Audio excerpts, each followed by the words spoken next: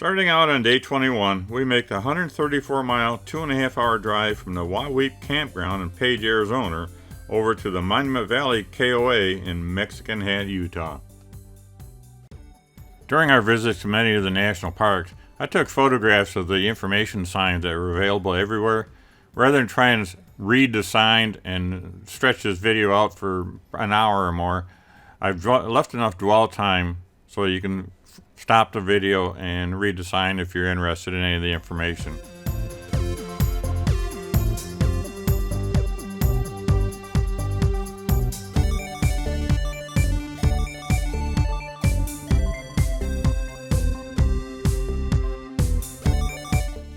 I still marvel at the vastness of the wide open spaces out here, and also that people actually live out there.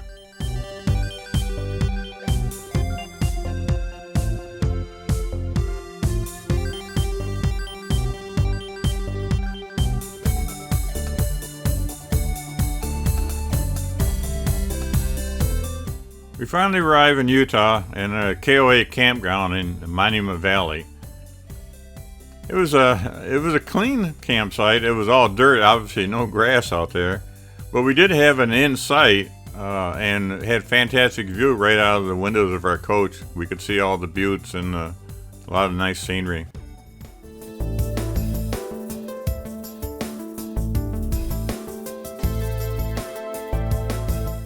And we looked out of the window one morning and had these visitors wandering through the campground. I don't know where they came from.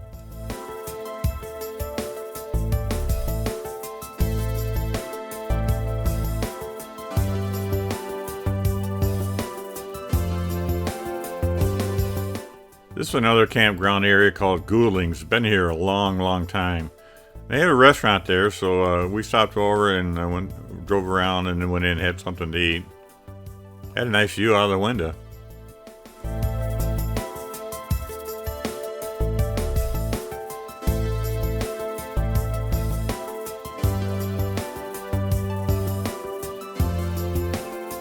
At mile marker 13 along Highway 163, there's a homemade sign marking where Forrest Gump stops his cross-country running during the movie. So our son decided he would take off running from there.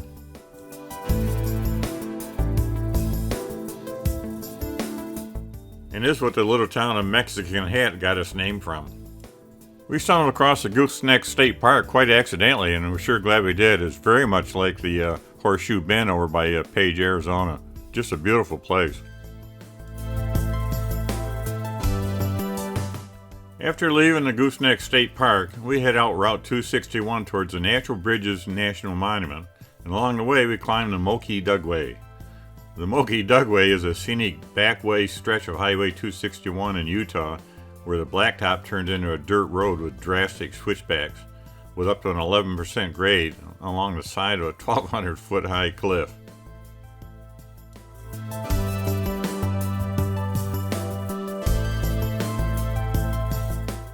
That's Route 261 down below that we drove in on.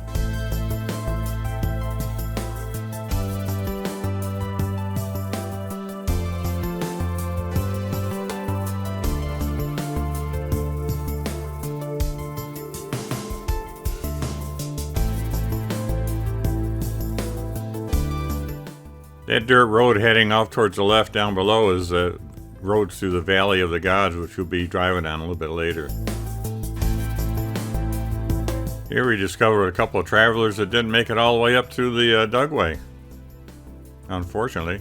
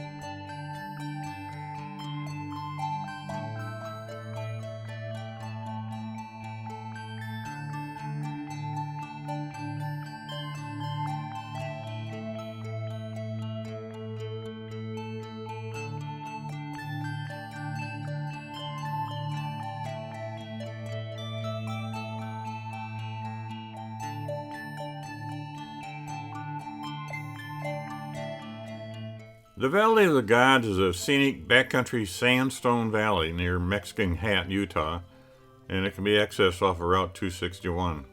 It's a 17-mile gravel road that winds around a lot of tall formations, very much like Monument Valley, and unfortunately Monument Valley was closed this time of the year when we were over there, but this Valley of the Gods gave us a good insight of what we would have seen over in Monument Valley.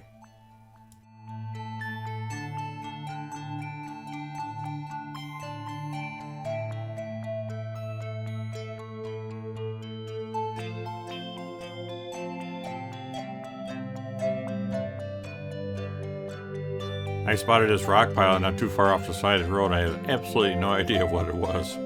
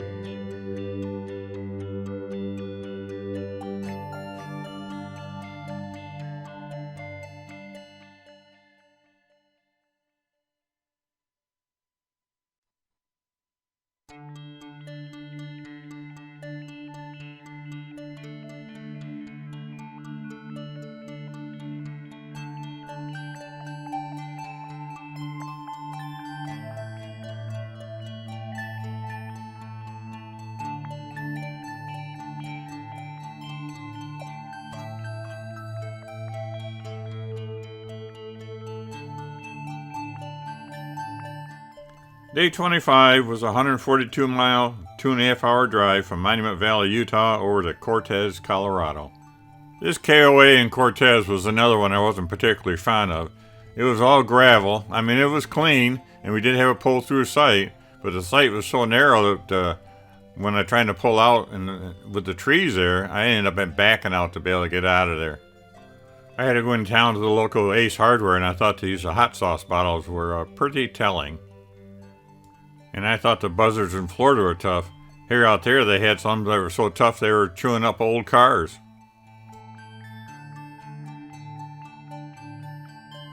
On day 26, we visited the Mesa Verde National Park.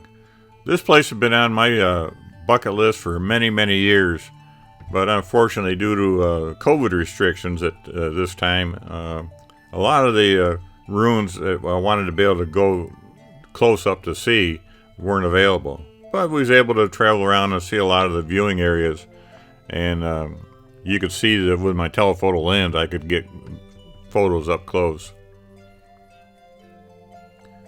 Also there were a lot of pit houses, and they had these exhibits that you could go in and walk around, and it's pretty amazing that people dug these out and lived in them. They had quite a few in different areas that were being preserved. They had enclosures around them, roofs over them.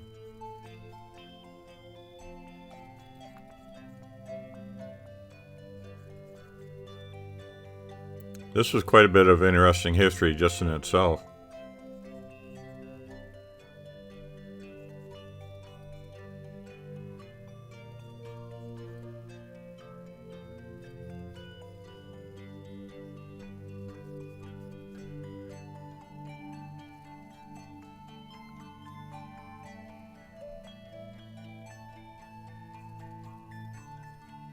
They had entire villages all dug out and established.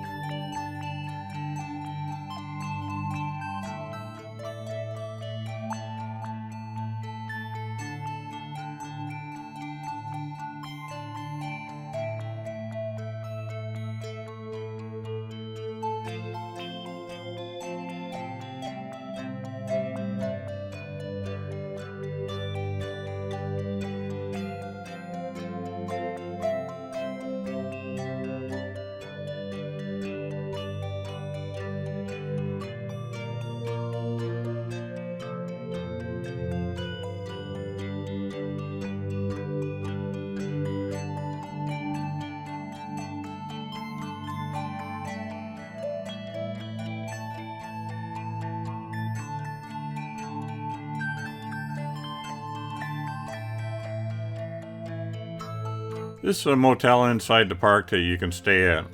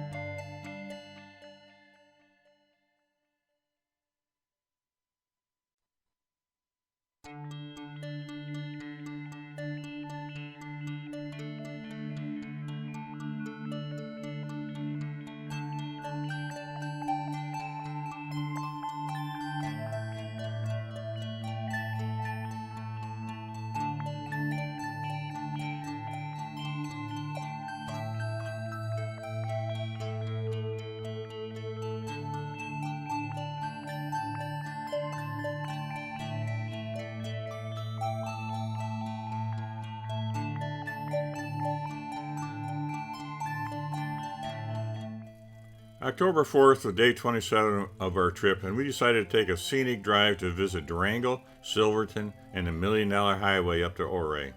We leave Cortez on Highway 160 over to Durango, then turn onto Highway 550 up to Silverton, and then take the $1 Million Highway to Ouray, turn left on the 62, and then take Route 145 all the way back to Cortez. In Durango, we walked around downtown, had lunch, and then experienced an impromptu trunk parade. Horns were honking and other people were hollering at them, and while others were cheering. It was getting a little wild.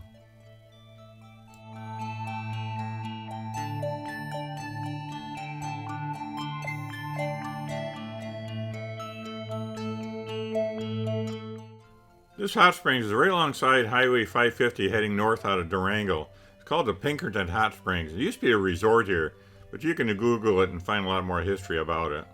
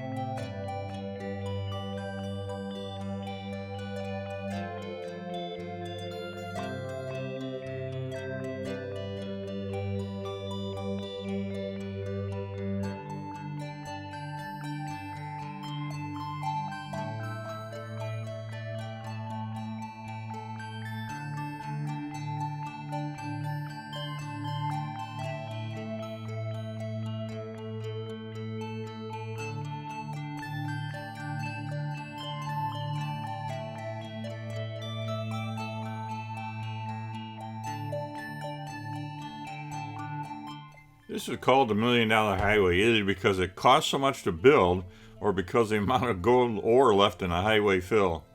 This section of road takes you through 4 mountain passes, all with elevations exceeding 10,000 feet. In fact, I think one of them was 11,000 feet, and some of them are without any guardrails for protection, and turned so tight that 10-mile-an-hour speed limits are posted. And I might add, no guardrails or shoulders to the edge of the road, so you don't want to venture out of your lane.